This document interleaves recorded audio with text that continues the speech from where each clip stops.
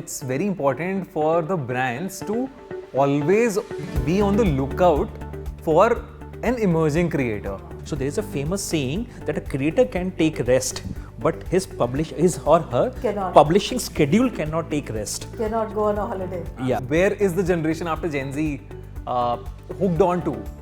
It's Snapchat. Creator economy is not about competition. Creator economy is about collaboration.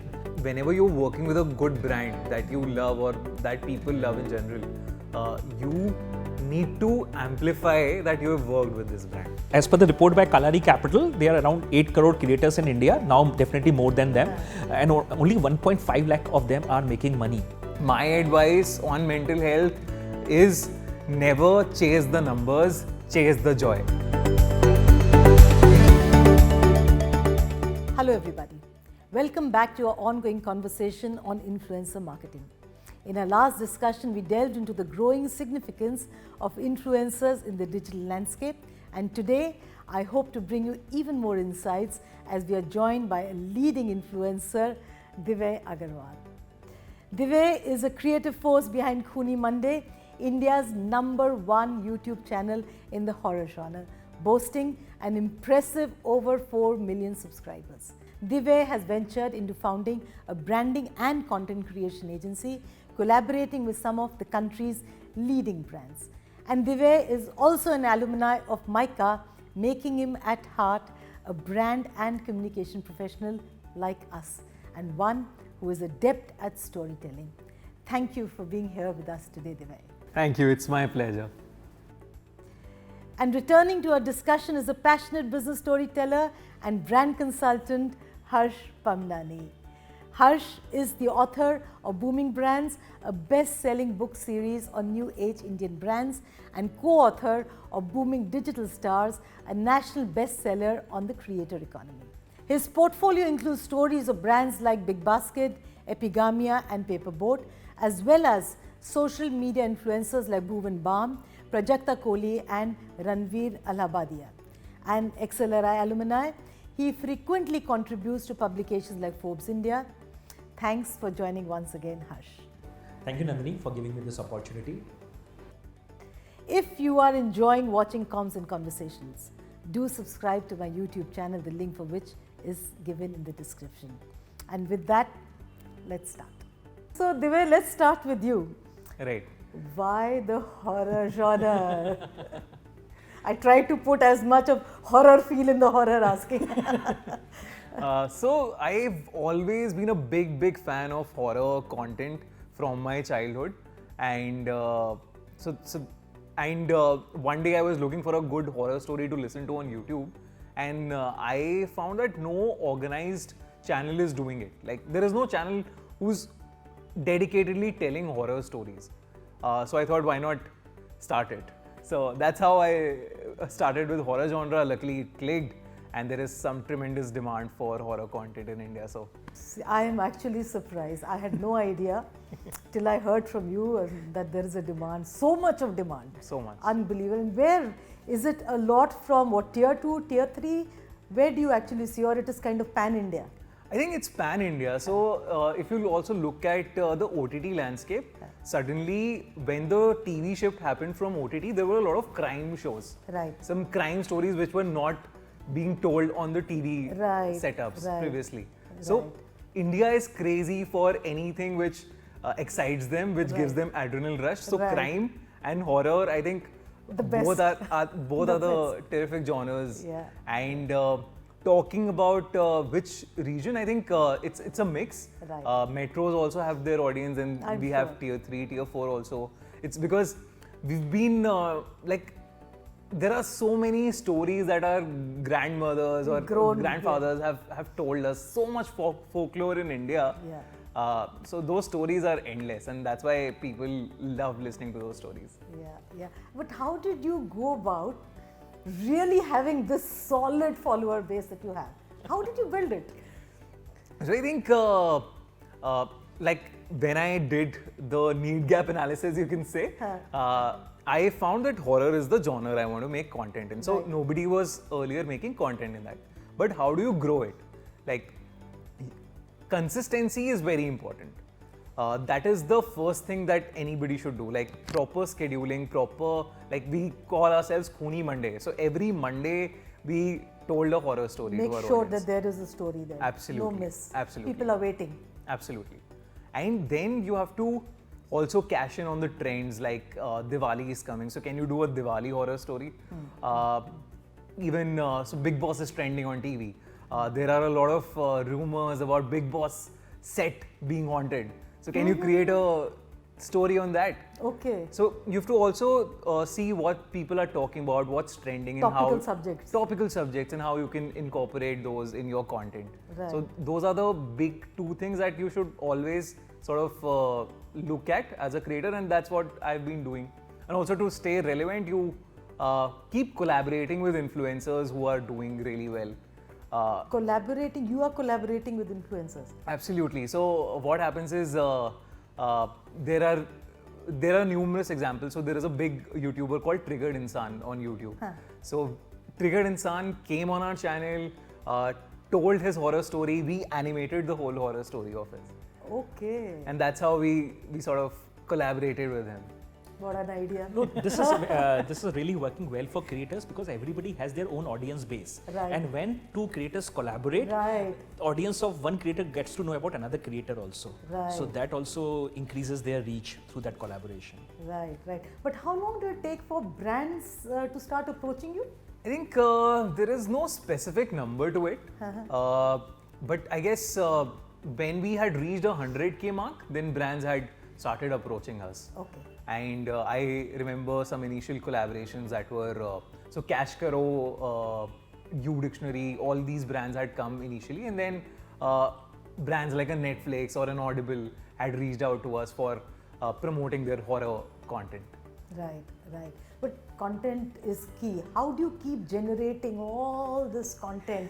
And now, Harsh, you were mentioning he's starting something, Tuesday, English version. Right. Yeah. What was that you said? Bloody Monday. Bloody Monday, my God.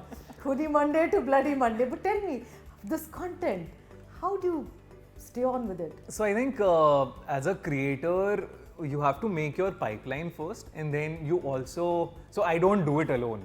I have a team that I work with who helps me out day in and out, and they are basically the backbone. And you have to sort of delegate work while scaling or while keeping the consistency. If something is working for you, if you are earning money out of it, then you should reinvest and right. keep the content flowing. Right, right. But you are personally involved in every content piece that goes out. How does how much time? How do you manage your time? Time management is again a bit challenging. Like I said, pipeline has to be there, and then there is a team who's managing everything. But since people are coming to listen to my voice, they are sort of following me, they are relating to me.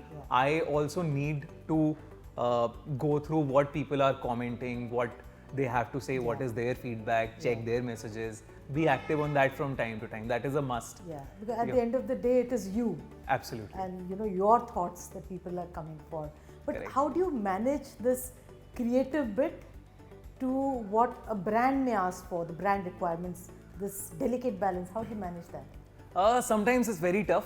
Okay. But then you have to tell the brand that please give me my creative freedom. And mostly the brands I've worked with have given me a leeway as to what they basically know, that this is the creator, this will tick for the creator, let him make his own content, and he will be able to integrate our brand in a great way. Yeah. And creators also have to be very mindful that there is a brand campaign going on, there is a brand positioning, so you have to be smart and integrate that also as a creator. So Give me an example of a brand collaboration you've done that you thought was really very interesting. So recently we did a collaboration with Hotstar, and what we did was it was for their movie Bhoot Police, and what we did was we went through the whole premise of what Bhoot Police was, and they were using the folklore of Kichkandi, the legend of Kichkandi, Bhoot. and we integrated, like we created a story on Kichkandi legend, Okay. folklore, and then cross-promoted Bhoot Police in that whole story. Okay, and this is already there? This is already there. And it's already what there. is the response? The response has been really good. I think when we had launched the video, we had crossed 1 million views in around 8 to 10 days, and now I think it would be sitting at around. Phenomenal. Yeah. That's phenomenal. Give me, what are the other kind of collaborations that you are seeing? Right. I can talk about the collaboration, but before that, I wanted to talk about the pipeline thing that he mentioned. Okay. Because the thing is that there is so much content getting generated on YouTube that if a creator is not consistent in the production schedule, the audience will move on because they have many choices. So there is a famous saying that a creator can take rest, but his or her Cannot. publishing schedule cannot take rest. Cannot go on a holiday. Yeah. Absolutely. So many of the top creators I have met, covered in the book, or know about their personal life, if they are planning to go for a vacation, they will work for extra hours to produce content in advance so that the publishing can keep on going even when they are on vacation or getting occupied in something. And what is happening now, the top creators are not only producing content on their YouTube channels, they are getting movies, they're getting into OTT platforms and all. So they are doing shows like stand-up shows and all. So definitely they are in high demand. And if they are there because of their YouTube channel or the social media platform that gave them the visibility, so they can't take that audience for granted. So they have to keep on putting content there, at the same time take care of all the opportunities that are coming in their journey. So definitely they have to work more and more harder when they become bigger and bigger. But on that point of rest, is there any influencer who has actually broken in the middle? I mean, has taken rest and still managed to continue? See, one name that comes to my mind is Bhuvan Bam. Like he never, like I really appreciate him for that. Like he never chased the numbers. Like while everybody was uploading videos every week or 2 times a week, he took a 6-7 month break, worked on his original web series Dhindora, and then came back after 7 months with a big bang. So you as a creator can take break, But you need to be ready to take the risk. you need to be ready to take the risk because as we were talking before this discussion, you said you watched a particular video on a particular topic and then all recommendations are regarding that topic. So it's like if you are not finding that creator's video, you will switch on to some other creator. Right. So you need to have confidence, and your product quality, what you're producing, whatever you're doing is such that Absolutely. people are hooked and they come back. Absolutely. And coming to the collaboration part, model, yeah. so when he was talking about Dhindora, Bhuvan did very interesting things. Is that when when the Dhindora was coming out, he organized a meet with all the top influencers in the country. Many of them who were the part of the pre-launch party, and even he came up with a song which was like a Dhindora song, which was also played at the Times Square, in which many creators participated. So when many creators are becoming part of that whole web series coming out and all, they also talk about it, and a lot of buzz got created on social media. Every creator have their own fan following. When they are appearing in a song around Dhindora coming up, when they are creating the vlogs because they visited that event that Bhuvan organized around Dhindora, lot of visibility gets created. It was one of the phenomenal example of collaboration. And also showcasing that he has maintained good relationships with so many influencers who came there to be the part of the web series that he was coming up with. Right. So YouTube is your main platform. Right. But are you seeing other platforms actually doing something to give a boost to the creator economy? I think all platforms are doing it right now. So, like for example, apart from the creator tools that they keep on experimenting with, like more monetization tools like a shopping tool or integrating your own store inside the platform, what actively these platforms are doing now is they're reaching out to brands and getting campaigns for these creators. So for example, during the World Cup, YouTube collaborated with Star Sports and Meta collaborated with ICC and they provided creators for the promotion of World Cup. Okay, that's very interesting. Any other platform? I mean, what else are you seeing on the platform front?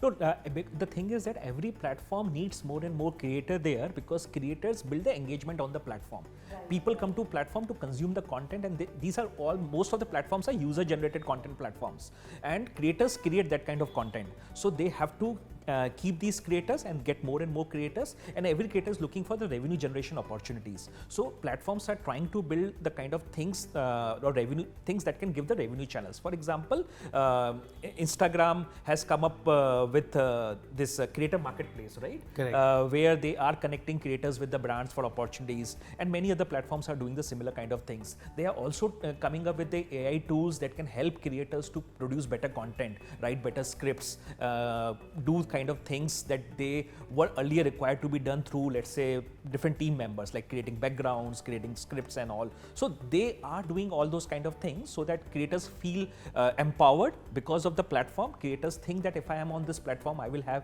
better revenue generation opportunity, and they stick to that platform. They've realized the value of the entire creator economy. And I think for these platforms, creators are the biggest stakeholders.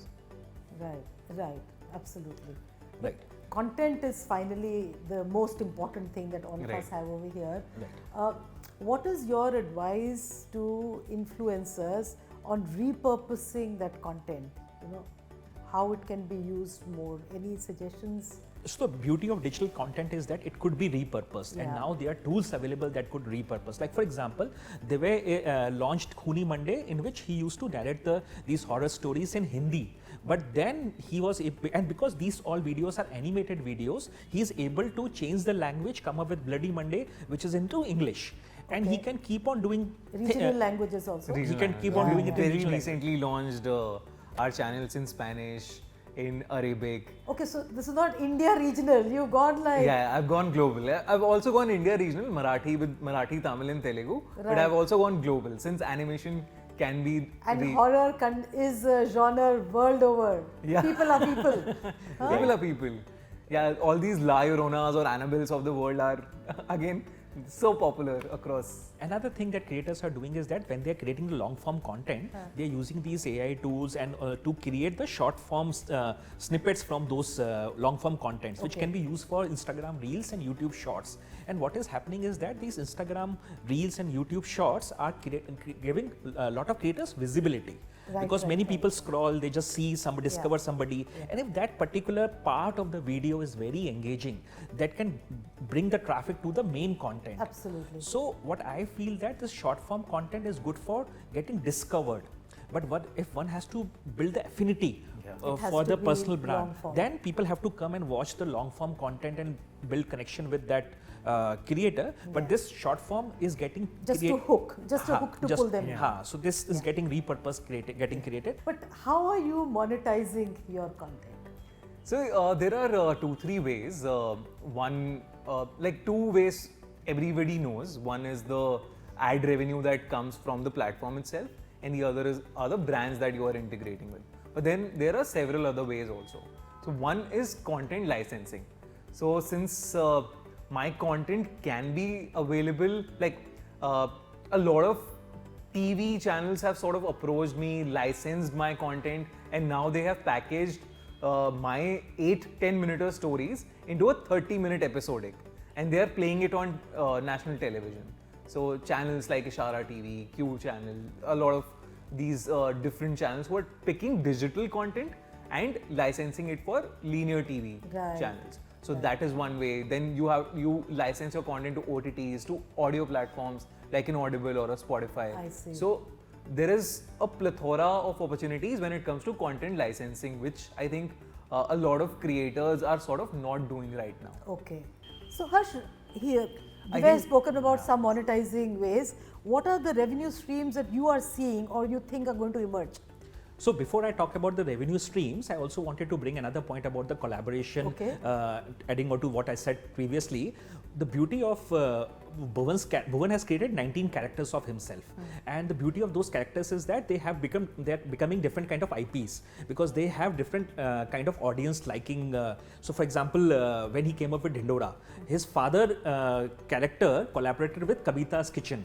Right. Kabita Singh, who runs Kabita's Kitchen, has many huge following around the people who want to learn about the food recipes and all. Right. And this character, Bhuvan's father character, went and cooked something with Kabita Singh on her channel. Right. Then he has another character, T2 Mama, which is super famous. So when Shah Rukh Khan's Zero was coming up, he did a interview session in T2 Mama's character with Shah Rukh Khan. When RRR was coming, he did that. T2 Mama interviewed the Bhuvan's character. T2 Mama interviewed the main cast of RRR. Right. So he is able And to to top that all, like T2 Mama is now the host of Takishi's Castle, which was once hosted by the legend Javed Jafri. Yeah. So that is IP monetization. You've created so many characters. You've All the created so many characters IPs. can be monetized in whichever brand relates to whichever. Absolutely. character. Even for that matter, we also we are also trying to create more and more IPs from our horror stories. Like we had come up with our own original series called The Clown, which was the first animated horror web series, and it has got 15 million views organically. And then we also got a 8.3 IMDb rating with 7,000 plus votes. So now I can create stuff out of the clown world that I've created. Like I can create t-shirts, I can create mugs. So basically you're monetizing your own IP. You're creating IPs and monetizing it. Just like how Disney did. And one of my friends said that, who is also a creator, that creator economy is not about competition, creator economy is about collaboration. Because everybody has a different creativity aspect, everybody has a different audience set. When people can come together, many new things could happen. Right. So it's more about the collaboration. Right. Any other revenue streams you see happening tomorrow? Many revenue streams keep on emerging because the consumers' behavior is emerging, platforms' features are emerging. But what I am seeing right now, affiliate marketing is happening in a quite good manner. What really happens in affiliate marketing is that brands give a particular kind of link and code to creators, and they talk about that link and code when they are sharing their content with their audience, and they get paid on the basis of the revenue that comes through that particular code or the link. And another thing that is happening is that this is not whole variable kind of payment.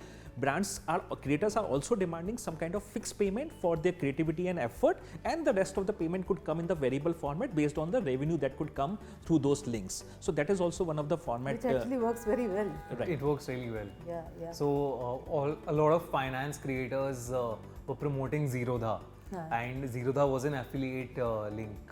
And so any kind of brokerage that their subscribers used to pay or their viewers used to pay after downloading Zerodha from their link, they used to get the percentage of that brokerage.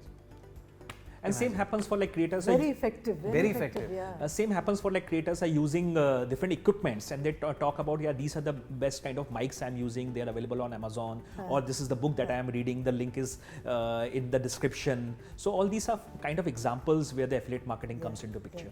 Any other new revenue streams in your mind? A very interesting one is actually a lot of creators have started making courses on their genre or the content that they're creating.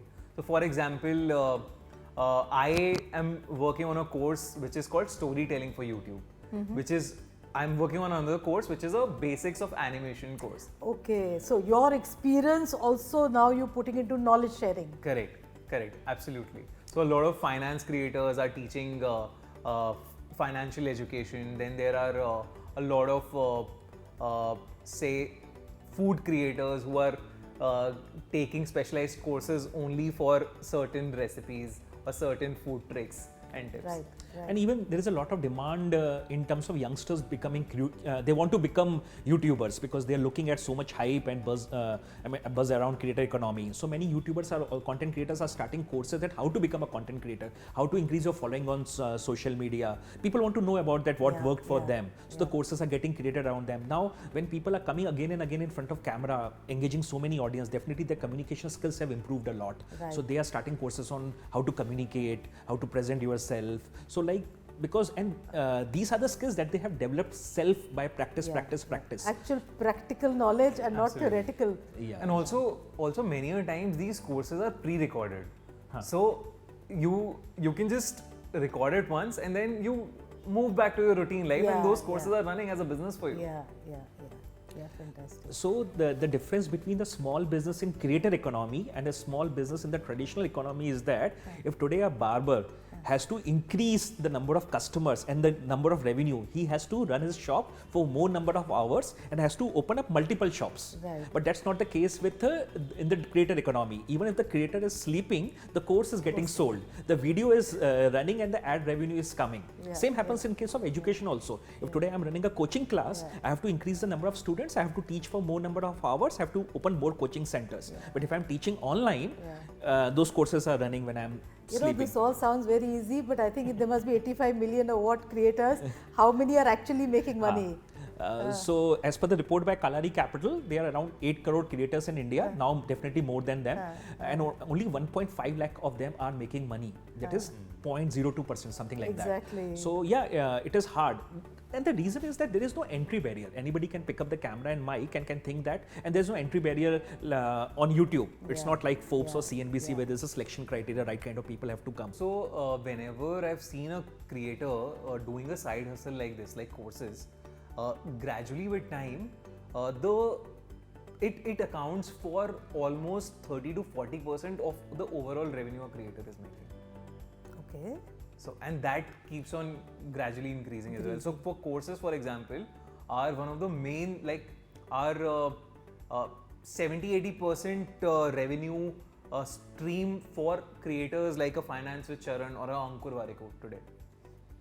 Right. So your area that you are is like a foundation, and now you branch off into multiple things. But again, that same number thing will come into picture, that very few people are able to shine and make money, and they become examples, and we keep on talking about them again and again. But everybody is not able to crack the code. But from digital to on ground, have you considered even that as an option of doing things on ground, in person engaging with people? Okay, so I'm going to tell you about this. So we are planning to do a horror con, which is like a 3-day event based on horror experiences, horror storytelling, horror theatricals with music and lights and sound effects. So wow, where people can actually come and participate and enjoy the whole show. So this is like a carnival that we are planning. So on-ground events definitely are going to be big in the next few months to come, or next few years to come. Like creators will move to more and more on-ground events is what I foresee. That's fantastic. I mean, if you finally people start coming from digital to on ground, that's a different movement altogether. Absolutely. So I gave you an example of Triggered Insan earlier. So he did a fan meet in Rohini, he announced it on his social media that he's going to do a fan meet. 25,000 people came for that fan meet. 25,000. That's a huge number when we are talking about physical people. See, you took time to unveil yourself digitally. Right. So after how long did you take to do that? I took around 3.5 years. After that, I showed my face, like I did my face reveal. Yeah, I saw that. And so if you are on ground, it will be a different experience for your audience, I'm sure. Absolutely.